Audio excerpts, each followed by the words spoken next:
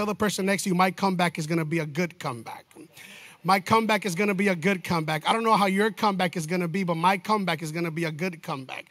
And I think that as a church, as people in general, we always love those stories of a good comeback. You know, those stories that the beginning of a first movie, you see the main character get beat down, they lose, but you can't wait to get to the end of the movie because you know that their comeback is going to be a great comeback. I don't know if you ever seen the movie Rocky. How many of you guys seen Rocky?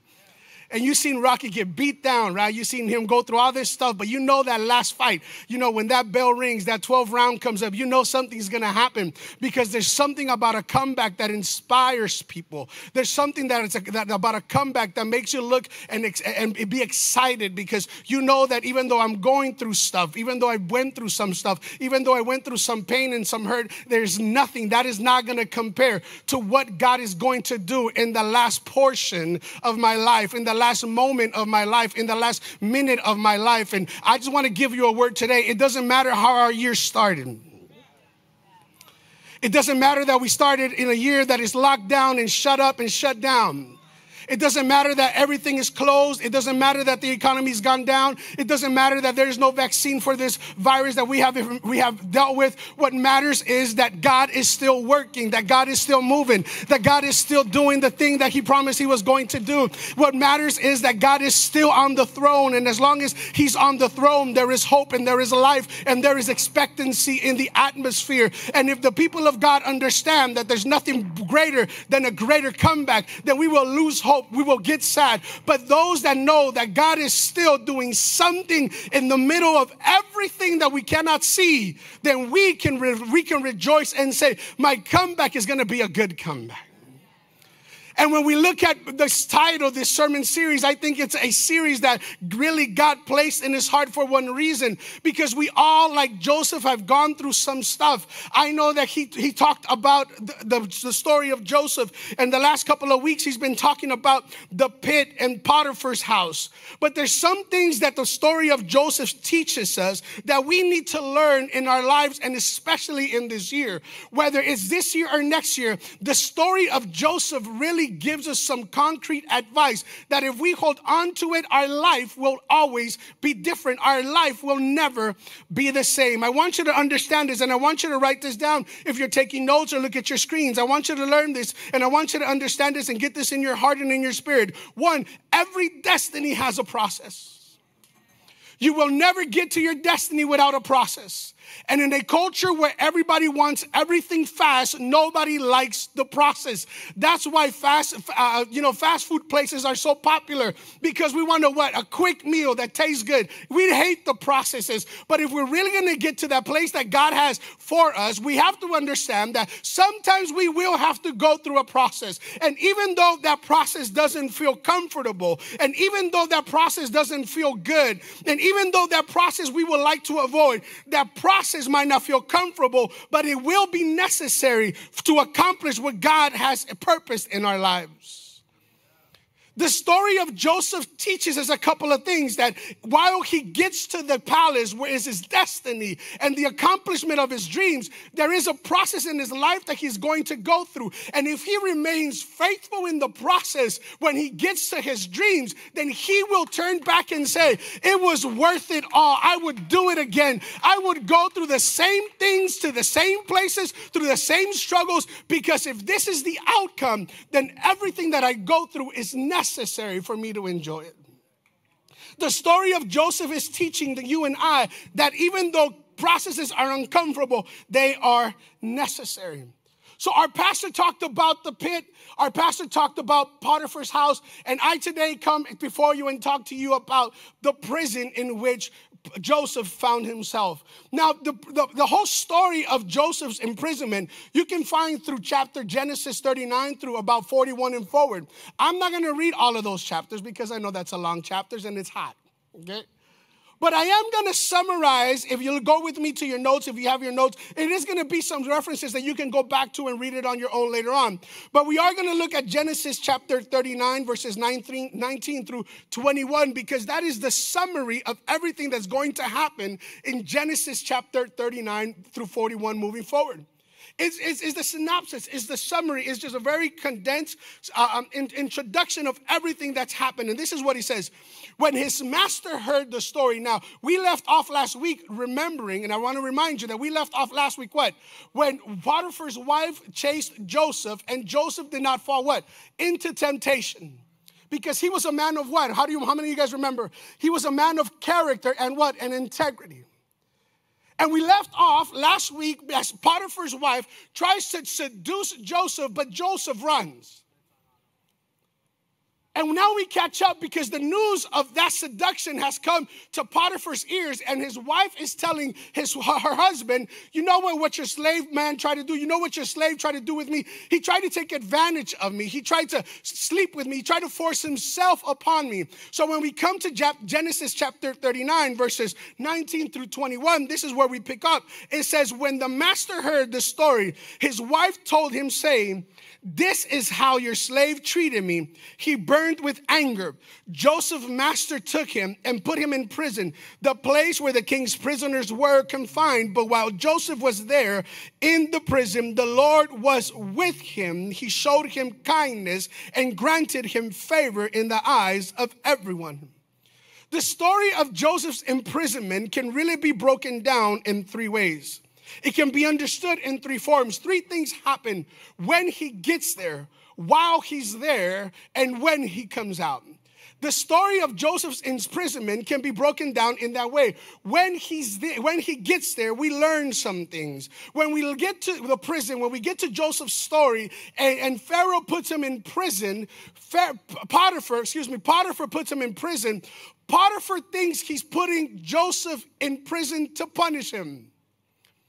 But God is putting Joseph in prison to promote him. See, Potiphar thought, because of what you did, I'm going to punish you and I'm going to put you in a prison. But God says, put him in a prison and I'll promote him. Put him in a prison and I'll show you what I can do. Put him in a prison and I'll show you that there's nothing that can stop the blessing that I have for his life. Potiphar thought, I will punish this boy for what he did. And God says, I will promote him where the enemy has put him.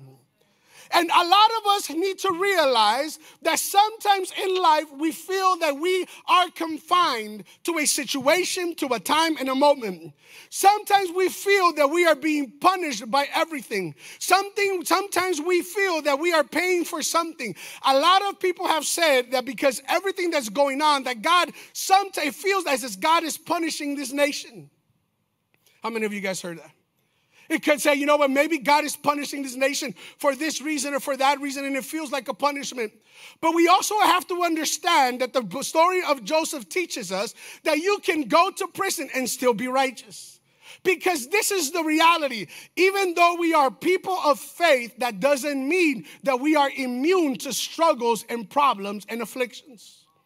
Joseph lived an upright life, and yet he found himself in the dungeons of a prison. And Potiphar thought, I will punish you, but it is in that place, it is in that dark place, it is in that confined place, it is in that place where everything is locked up, that God decides to promote him and take him to the next level. I want you to understand this, that when God places his eyes, his purpose, his hands on your life, there is nothing that can stop you from being blessed. When God has decided in his heart, I will bless his house. I will bless his family. I will bless his children. I will bless his finances. I will bless his marriage. I will bless his home. I will bless his health. There is no witch, no devil, no enemy that can stop God from accomplishing what he already decided he was going to do in our lives. Joseph's story teaches us that while we go through struggle, nothing can ever stop God's blessing.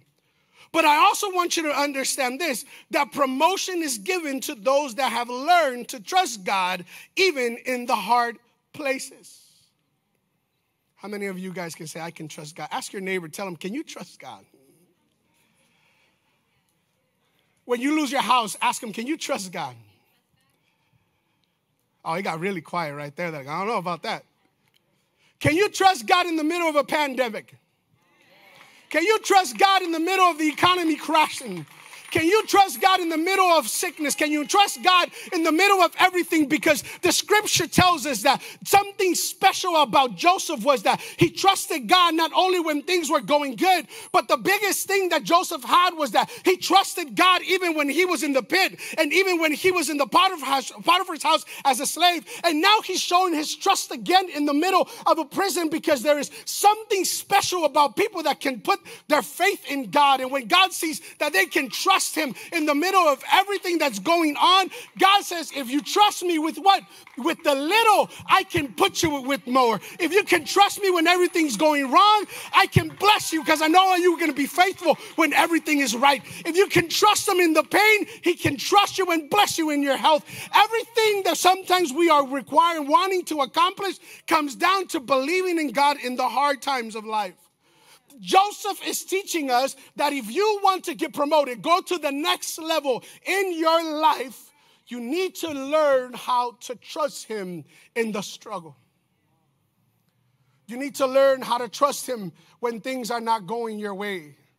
You need to learn how to trust him and rely on him. Even though the things are not happening the way that you thought they were happening, even though things don't happen when you want them to happen, the way you want them to happen, God just calls you to say, just trust me a little longer. Just trust me a little bit more. Just one more day, just one more minute. Just continue to put your faith in my life. Continue to believe in me, and I will show you that if you trust me, I will bless you. Because what? God, the Bible tells us that God is not a liar. In other words, if he told you he's going to do it, he's going to do it. And all we need to do is to hold on to our faith, to hold on to God, to hold on to him. And in the moments that we feel like giving up, just hold on to him. Trust him. Everything is going to be okay.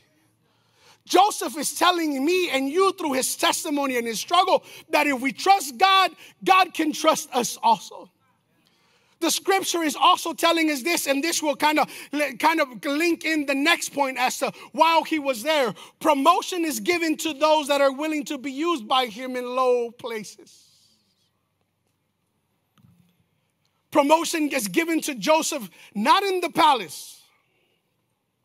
If you look at Joseph's life, every time he went somewhere, he was promoted because God was with him. And he was with them because Joseph never said, you know what, God, things are not going my way. I don't want to serve you. I don't want you to use me. Every time that Joseph was in a certain situation, he always held on to this willingness of being used.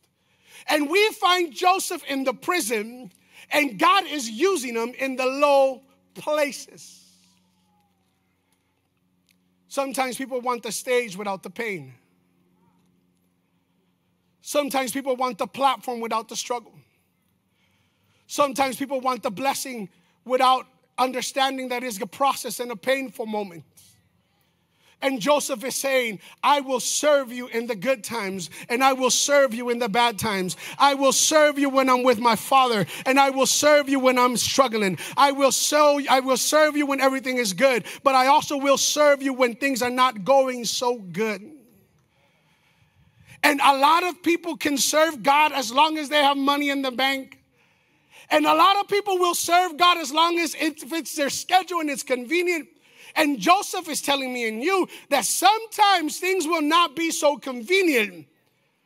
But if we continue to serve him, if we continue to worship him, if we continue to come to set up and tear down, if we continue to be that cheerful people even though we're tired, if we continue just to serve his people, God will promote you when you and I learn how to serve him in the low moments of our life. And the reality is this, church, what we've learned in this pandemic is this, that people have lost their faith.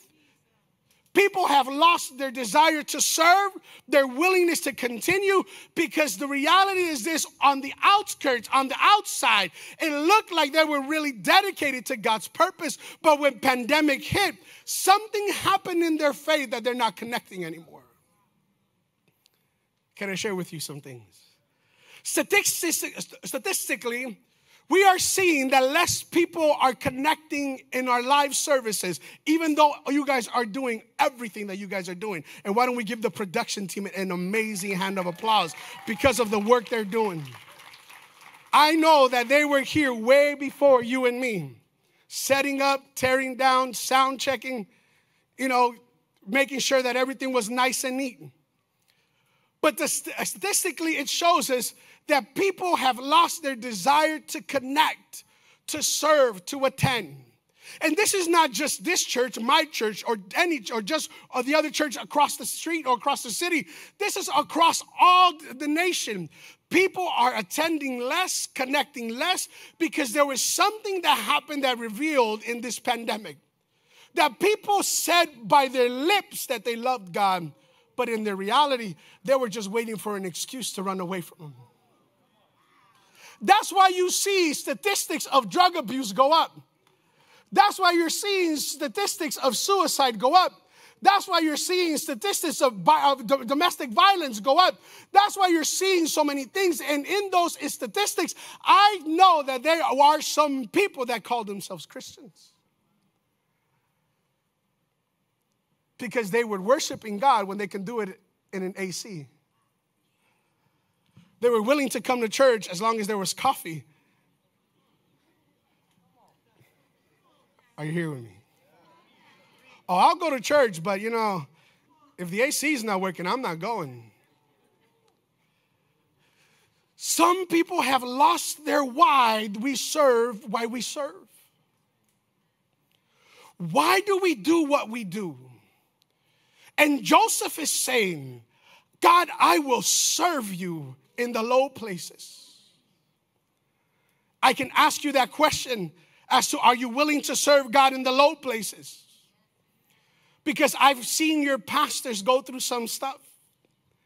I've prayed with your pastors on a Tuesday and then seen them on a Wednesday bring you a word of life and hope. I've seen them cry. I've seen them struggle. I've seen them go through so much, and at all time they will always say, we will serve the Lord. The question is, when things get tough in your life, are you ready to continue to serve? Or are you just saying, you know what, this is too much for me? I want to encourage the leadership. Leaders, I want you to understand that this is the time where we need to connect the most. This is the time where we need you the most. As pastors, we need you the most. Why? Because this is not just a virus we are fighting. This is a spiritual battle as well. And there is some spiritual warfare going on. And the people of God, the leadership of God, the men and women of God need to be on the front lines fighting and serving the people of God. Even though sometimes it's hard. I understand you. See, Joseph's story is teaching us that while he was there, he was serving. Joseph's prison story illustrates the importance of being patient while we're waiting. And a lot of us have lost our patience. How many of you impatient people say amen? How many of you guys are impatient? Raise your hand. You know you're impatient? When you're at the light and the light barely turns green, you start honking. You're impatient. You know how you're impatient? You know how you can identify impatient people? Impatient people are those people that are waiting for the bus, right? But they always step off the sidewalk to make sure if the bus is coming, like if that's going to make it come quicker. I don't understand that. I don't get it. They're just like, man, when is this bus coming? Like, dude, just relax, just chill, take your time. Impatience can make us and lead us to make bad decisions. And Joseph learned how to wait on God while he was struggling. Joseph didn't complain. Joseph didn't say, God, it's now. Joseph continued to serve and continued to trust and continued to wait on God because he understood that his patience was going to reveal something about his faith and his trust. See, I want you to write this down. Our patience demonstrates our trust and faith in God, and patience reveals how mature we are in Him. Patience will always show what we believe. Patience will always show what we're trusting in. Patience will show you how mature somebody is. There's two scriptures that I love to read, and we read them in the book of Job. When Job says, you know what, God, even though you slay me, I will trust you. But also the Apostle Paul says the following: when I was a child, I thought as a child, I spoke like a child, I act like a child. But now that I have grown, I have put what? Childish ways. In other words, I've grown, I've been mature, I've learned some stuff in life. And one of the most important things that we can learn in life is how to be patient. Because patience really communicates to God, God, take your time. I believe that you're going to do it anyways. Don't worry about it. Don't rush it. I don't need it now. I've been through some stuff that I know that the good things take time. I've been through some health issues, and I've known that it's going to take time. It's okay, God, take your time, because you know what? If you give it to me now, I might not be ready for it. And because I'm not ready for it, I'm going to abort what you're giving me. But take your time. I will wait for you a little longer. I know how to wait. I can take my time. I will wait until it's ready for me, because you know the perfect timing.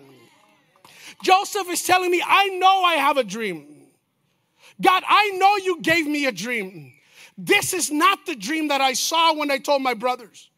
This is not the dream that I shared with my father. This is not the dream that you gave me, but I've learned to trust you. By the time we get to Joseph's prison story, he's not that 17-year-old boy anymore. He's about late 20s, early 30s. He's seen some stuff through life. But because he's seen that stuff through his life, he knows how to trust God. And some of us have lost our ability to trust God. Even though you've seen him do some stuff in your life, we've become impatient. We try to rush the process. And because we're trying to rush the process, we find ourselves in trouble. And God is saying he doesn't need your help. Tell the person next to you, you know, God doesn't need your help.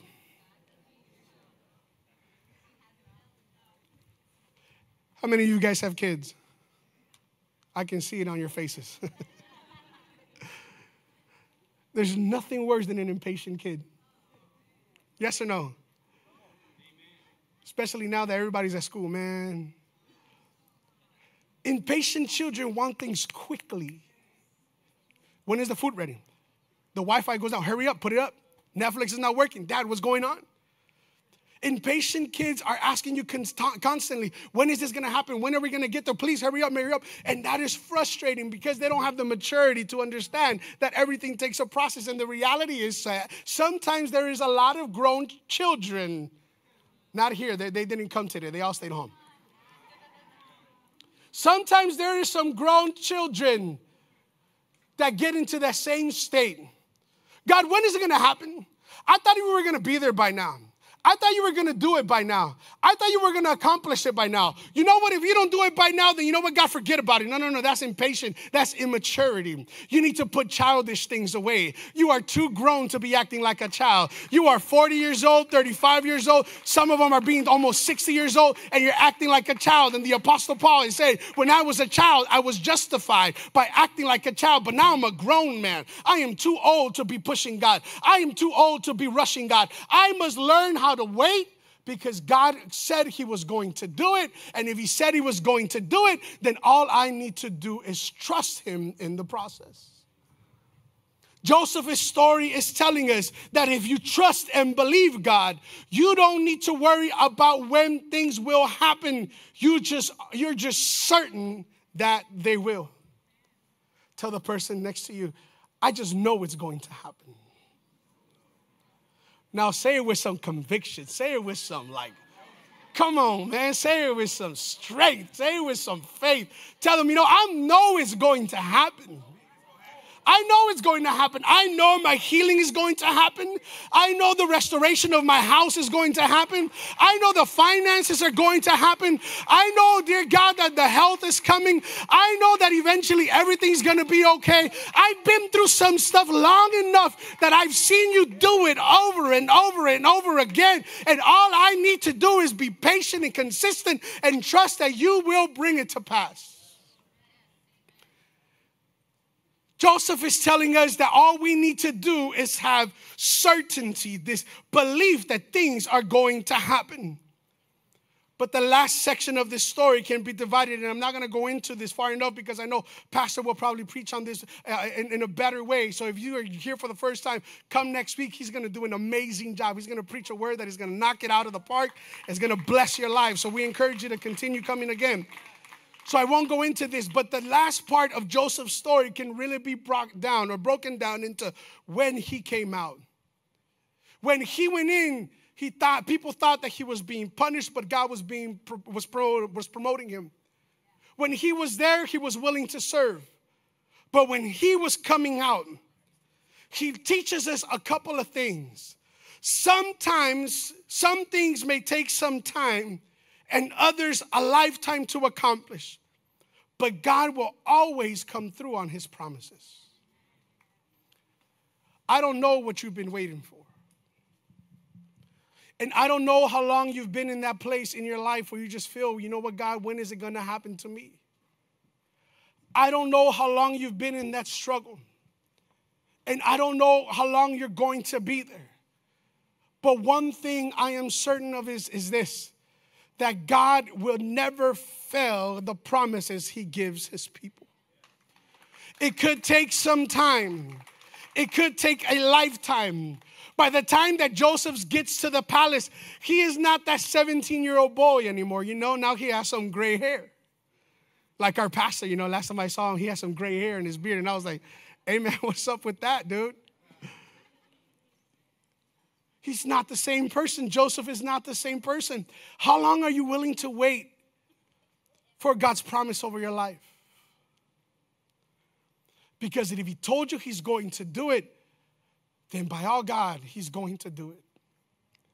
The last thing that Joseph's story teaches us is this. It shows us that even though God allows us to go into our prisons and experiences in our pits and in the slavery, he never sends us in them alone. Even though we might be in a prison, he allows us to go into those places. He never allows us to go by ourselves. And I want to remind you of this one thing. Even though this year is not the best year for a lot of us, God did not check out at the door. If he allowed all of this to happen, he allowed it because he knew that in the middle of everything that's going on, you are going to be okay. Why? Because he is with you always. God doesn't send you to pain and to prisons and to places of hurt and isolation by yourself. If he sends you places and allows things to happen, you can be sure that he is there right by your side. So God is really allowing us to understand this. And I want to conclude with this. Joseph's journey towards the palace might not have been the greatest, but his comeback, when you get to the next chapter, his comeback was notorious, and so is yours. Your process to your promise might not be the greatest, but your comeback, people are going to be talking about way beyond your days and your years. They're going to be talking about, remember that one time we thought that marriage was not going to last? Remember that one time we thought it was over? Remember that one time they thought they were going to close the churches? Remember that one time we thought our finances were gone? Remember that one time we thought we were not going to make it? Remember that one time that we thought we were just not going to get through it? Remember that one time, but look at where we're at now. Look at where we've been. Look at where we've been to. Our comeback will be notorious. God will show you that after everything is over, people will talk not about your process, but about your comeback. People will always remember you by your comeback. Because we have a God that gives us mighty and powerful comebacks. We have a God that will always push us to go forward, because our comeback will be greater than our process if we just wait a little longer. Why don't you stand to your feet with me this morning? Hey, why don't you raise your hands with me this morning? I don't know if you've been here for the first time. I don't know if this is the first time you've been here, if you're a regular attendee, but I'm going to tell you this, that God is still in the process. God is still in the process. This decision, this year, shows us one of the greatest things, that perhaps we didn't start off in the best way, but we will end up in better ways and in better days. See, I want you to understand this, and with this, I will pray with you. A lot of people already started canceling things out. Some people have said, you know what, nothing's going to happen this year. Some people have said, you know what, I am going to defer my projects and my plans for next year. Some people have said, you know what, if nothing good is going to happen or come out of this year. But I want to remind you of this, church. I want to remind you of this. That God is still on the throne. And God doesn't need 365 days to accomplish your dreams. God doesn't need 12 months to give you what you've been praying for. God doesn't need such a long time to bless you with the things that you've been waiting for. In my local church, we had a lady that said, you know what, Pastor, I've been praying for a house for so many years.